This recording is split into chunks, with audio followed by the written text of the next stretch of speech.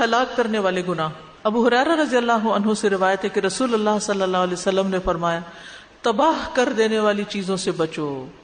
اللہ کے ساتھ شرک اور جادو، یعنی شرک کے علاوہ جادو بھی کبیرہ گناہوں میں سے ہے، اور بہت سے لوگ اس میں مبتلا ہو جاتے ہیں.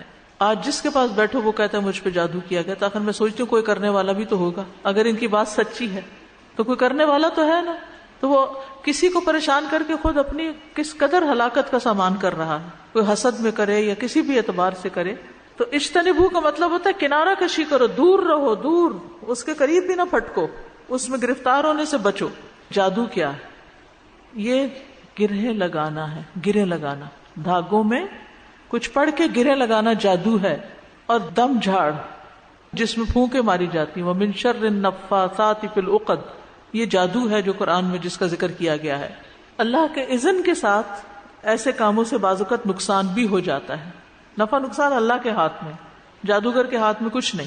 تو اللہ تعالیٰ اگر چاہے کسی کو نقصان پہنچانا تو وہ نقصان بھی پہنچ جاتا ہے. جادو کفر ہے، کبیرہ گناہوں میں سے ایک بڑا گناہ ہے، بڑی مصیبتوں میں سے ایک مصیبت ہے. یہی وجہ ہے کہ صحابہ رضی اللہ عنہم جادوگروں کو قتل کر دیتے تھے، اور جادوگروں کی سزا کی حد قتل سمجھتے تھے. یعنی جادوگر کو پکڑا جاتا تو اس کو مار دیا جاتا تھا. جادو کرنے اور کروانے والے کا نبی صلی اللہ علیہ وسلم سے کوئی تعلق نہیں. جادو کرنے اور کروانے والا ہم میں سے نہیں. جادو پر ایمان لانے والا جنت میں داخل نہ ہوگا. نبی صلی اللہ علیہ وسلم فرمایا شراب کا عادی، جادو پہ ایمان رکھنے والا اور قطع رحمی کرنے والا جنت میں داخل نہ ہوں گے. حضرت عمر رضی اللہ عنہ نے لکھا تھا اپنے لوگوں کو اپنی خلافت میں، ہر ساحر کو قتل کر دو. تو کہتے ہیں بجالہ بن عبدہ کہ ہم نے ایک دن میں 3 جادوگروں کو قتل کیا.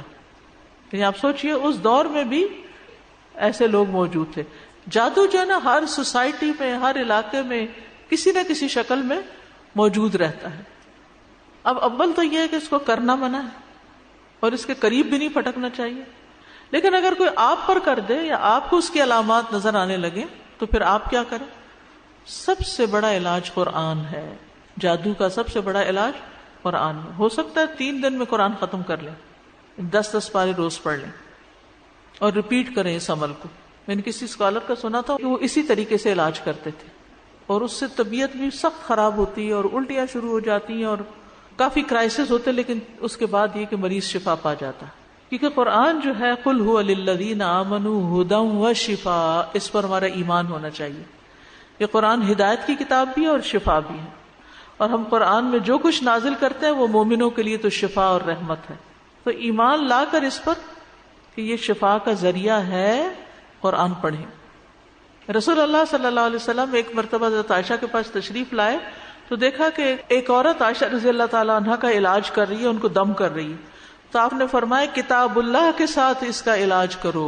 پھر کتاب اللہ میں سے بھی خاص طور پر سورۃ الفاتحہ اور البقرہ اور معوذتین، رسول اللہ صلی اللہ علیہ وسلم نے فرمایا کہ سورۃ البقرہ پڑھا کرو، کیونکہ اس کا پڑھنا باعث برکت ہے اور اس کا چھوڑنا باعث حسرت ہے، اور جادوگر اس کو حاصل کرنے کی طاقت نہیں رکھتے. اجوا کھجور سے علاج، جو شخص صبح کے وقت 7 اجوا کھجوریں کھائے گا اس روز جادو اور زہر سے بچا رہے گا. پھر بیری کے پتوں سے علاج، بیری کے 7 پتے لے کے 2 پتھروں کے بیچ میں کوٹ کے یا ان کو گرائنڈ کر کے پانی ملا دیں، اس پر آیت الکرسی اور تینوں کل پڑھیں، سورۃ فاتحہ پڑھیں، 3 گھونٹ پی لیں اور باقی جسم پہ بہا لیں، تو انشاءاللہ اس سے بیماری ختم ہوگی. اور یہ بھی ریپیٹڈلی کریں. جادو کا علاج جادو کے ساتھ نہیں کرنا چاہیے، یعنی کہ ایسے کاہنوں کے پاس نہیں جانا چاہیے کہ جو جادو کے طریقوں پر عمل کر کے آپ کا علاج کریں. کاہنوں اور نجومیوں کے پاس جانے کی ممانعت ہے. جو ایسے نجومی کے پاس جائے اس کی 40 راتوں کی نماز قبول نہیں ہوتی. ایک اور روایت میں آتا ہے جو کسی کاہن یا نجومی کے پاس جائے اور اس کی باتوں کی تصدیق کرے تو گویا اس نے محمد صلی اللہ علیہ وسلم پر نازل ہونے والی شریعت سے کفر کیا. تو غیر شرعی جھاڑ پھونک کے ذریعے علاج کروانے کی ممانعت ہے. سب سے پہلے تو قرآن کے ذریعے علاج، پھر یہ بیری کے پتوں پہ قرآن پڑھ کے، پھر رقیہ سننا اور کرنا، سورۃ البقرہ کا پڑھتے رہنا، ٹھیک ہے، اور پورے یقین کے ساتھ. کسی بھی ایسے راقی کے پاس نہ جائیں جو قرآن کے سوا یا مسنون دعاؤں کے سوا کچھ اور پڑھتا ہو.